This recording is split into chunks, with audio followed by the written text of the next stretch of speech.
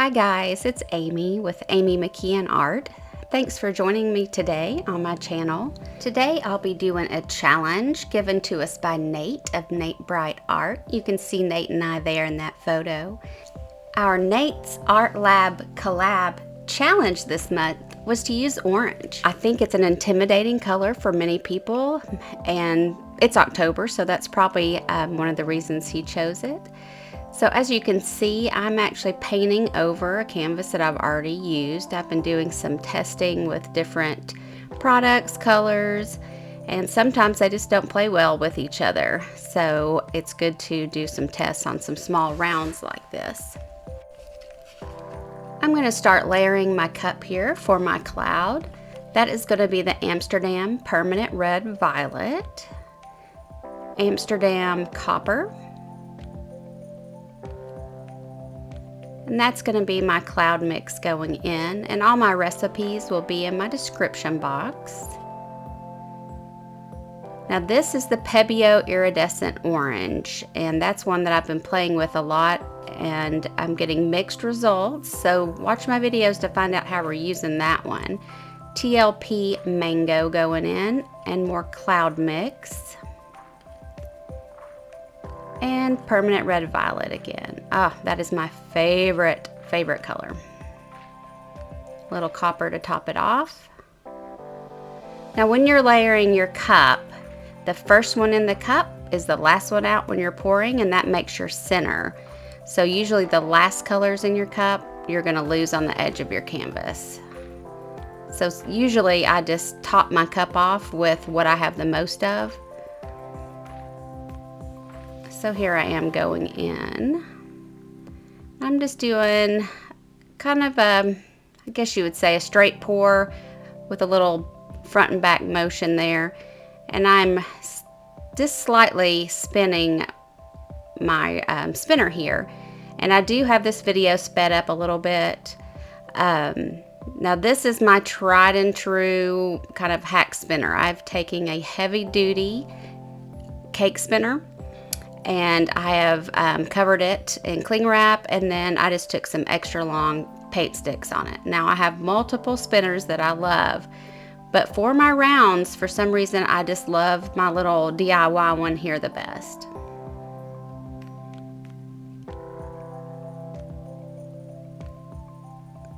And I'm gonna catch it here in just a second. Seems like lately I haven't been so good at that center. And there we go.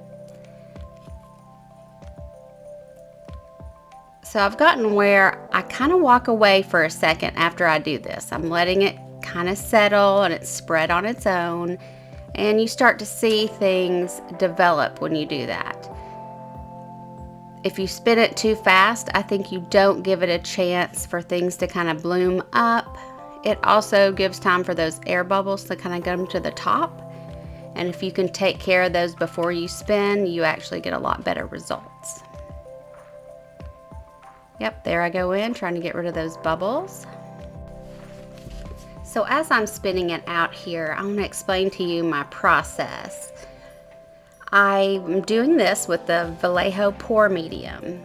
And I have been getting what I'm calling flat results from it. I'm getting flat clouds. I'm not getting puffy clouds.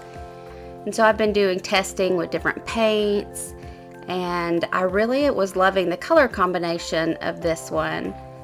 But as I'm spinning it out, it still is looking just a little flat to me. I think it's pretty, but it just has a flatter look.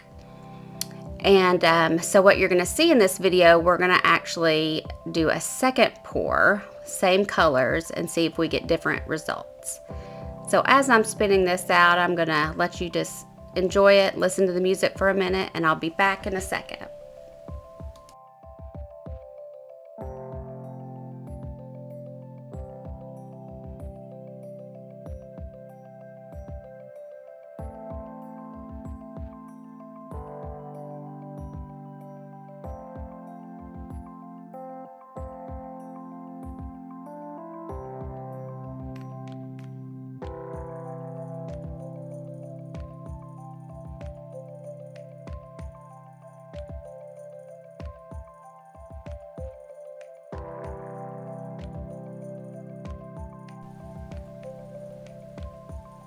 Okay, we're starting to get some nice development here, and I'm just tilting to kind of center my design again. Sometimes on the rounds I don't always center, but I wanted to center on this one. And we're not going to end up totally centered, but I think it's going to be okay. And again, I'm kind of letting it sit, bloom, and see what I'm going to get. I'm really hoping to get the puffy clouds. Sometimes I walk away, refill my coffee, and come back. And everyone always comments in different videos, especially when I put it on TikTok, that I am wasting so much paint. And I hate actually to waste paint, so I scrape all that I can, filter, and reuse it for bases for other paints. And sometimes that actually, the mix of the different colors makes some of the most beautiful colors. One time I created this gorgeous kind of peacock color, and I've tried to create it on my own and I can't get it. It was so beautiful as a base.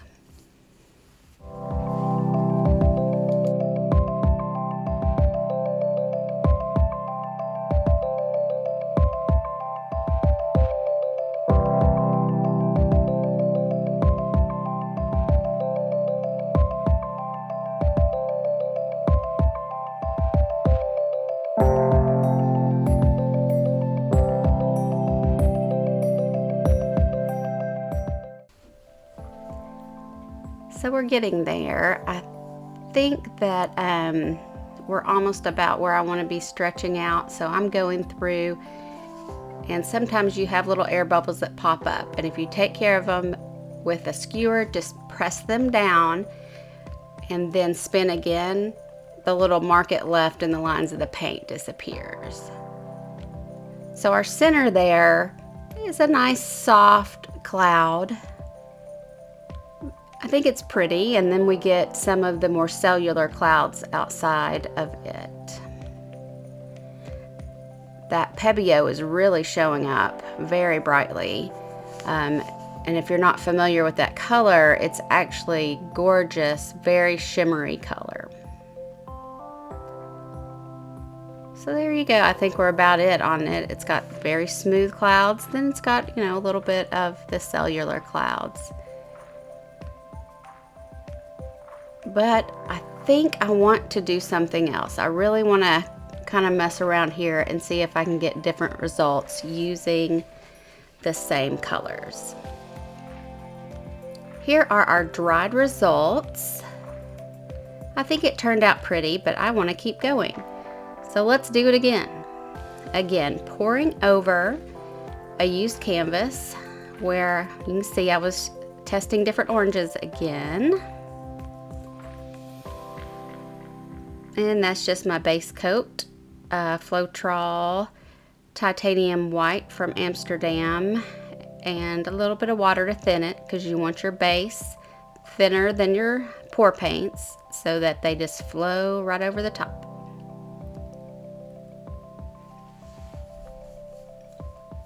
This is me deciding what I'm going to do to get more clouds. So here we go again, same colors. Permanent red violet, Amsterdam copper. Oh, that's gorgeous. This is my cloud mix, but instead of the Vallejo, this time I did it with the DecoArt Satin Enamels. And again with my Pebeo. And what I'm trying to do here is determine if the Pebeo is causing the problem. There's TLP Mango, gorgeous. More cloud mix. On those test canvases that you saw that I'm covering up, I was using lots of the Pebeo colors, and it just seemed like they weren't playing well. So I love the color so much, I wanted to see if I could get my cloud mix a little more cellular, a little more puffy.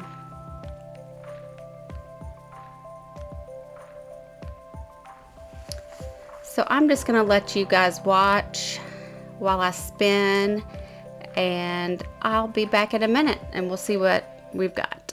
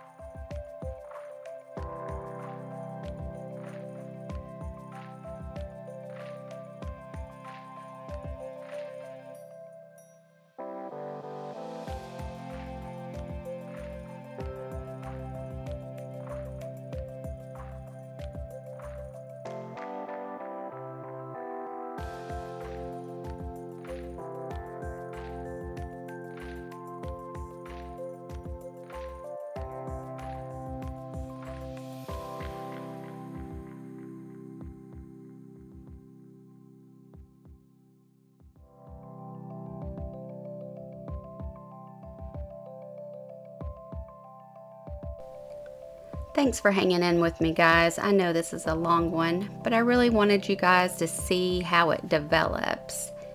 I can already tell a difference in my cloud mix.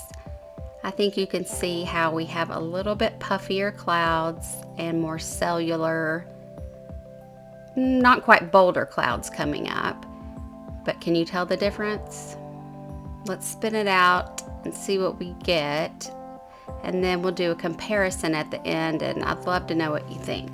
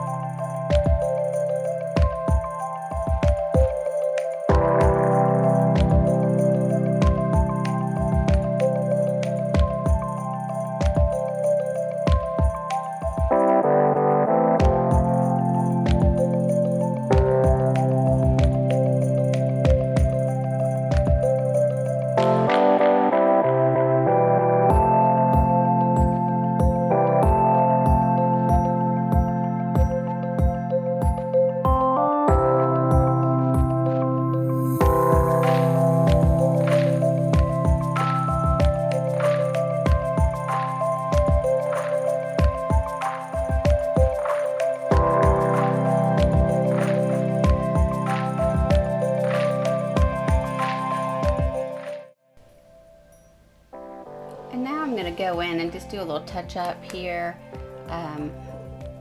Always your sides, you want to make sure you've got them covered. And I usually just take a little bit of paint on my finger and dab. Use a little of the scrape paint on the spinner and just dab it. Make sure I've got everything perfectly covered. And I'm sorry if you hear my dogs in the background. That murderous mailman is coming up to our porch to leave us a package, and they're on high alert.